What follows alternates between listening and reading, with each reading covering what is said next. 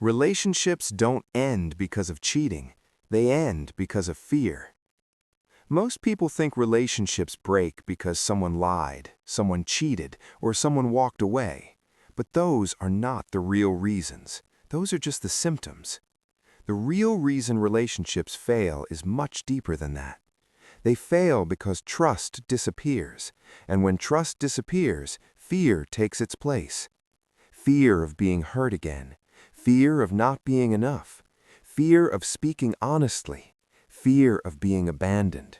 And once fear enters a relationship, love cannot breathe.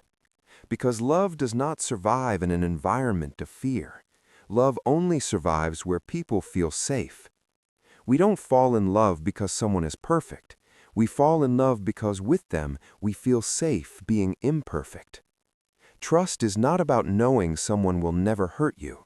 Trust is knowing that if they do, they will care enough to take responsibility. But when trust is missing, people stop being themselves. They start protecting themselves. They hide their feelings. They avoid difficult conversations. They walk on eggshells. And slowly, silently, the relationship begins to die. Not with a big fight, not with a dramatic ending, but with distance.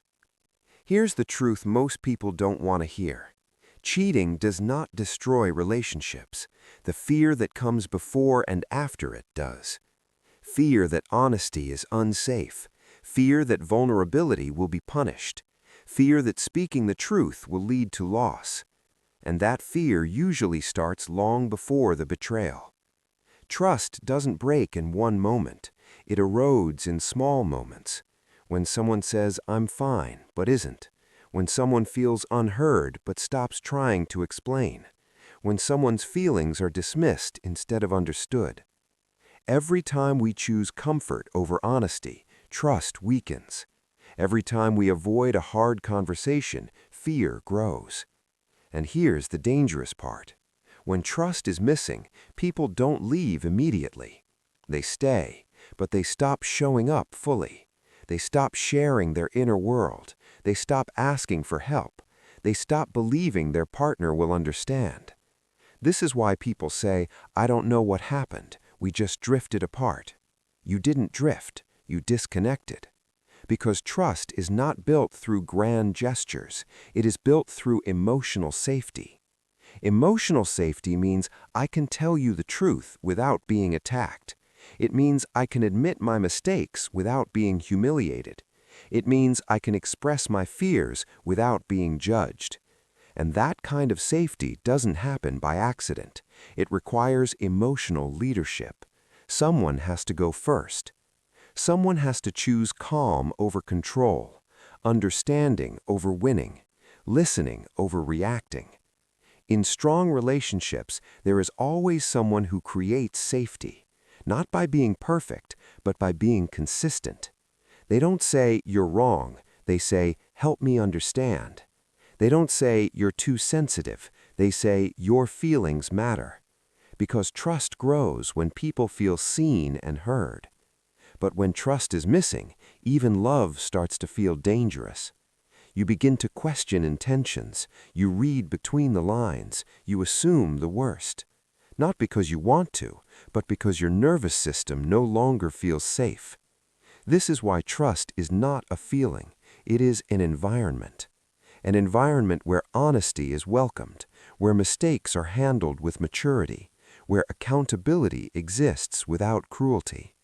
And when that environment disappears, people start acting in ways they never thought they would. They seek validation elsewhere. They emotionally withdraw. They protect themselves instead of the relationship. Not because they stopped loving, but because they stopped feeling safe. Here's another hard truth. Many people say they want honesty, but punish it when they receive it. They say, "Just be honest with me," but react with anger, silence, or blame when the truth arrives. And the moment honesty feels dangerous, trust dies. Because trust says, "I can tell you who I really am, and you won't abandon me." Fear says, "If I show you who I really am, I will lose you." And no relationship can survive in fear. Love is not about passion alone. Passion fades. Love is about psychological safety. It's about knowing that when life gets hard, your partner is not the enemy, that they are on your side. This is why the strongest relationships are not the loudest or the flashiest. They are the calmest. They don't need constant reassurance. They don't need constant drama. They are built on trust. And trust is built when both people take responsibility for the emotional environment they create.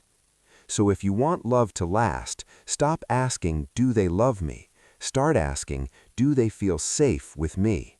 Do they feel safe telling the truth? Do they feel safe being vulnerable? Do they feel safe being human? Because love doesn't fail because people stop caring. Love fails because people stop feeling safe enough to care out loud. And the moment trust returns, fear disappears. When fear disappears, connection returns. When connection returns, love has a chance again. So if your relationship is struggling, don't look for blame, look for safety. Because where there is trust, love grows. And where there is fear, love slowly fades away. That is why love fails when trust is missing.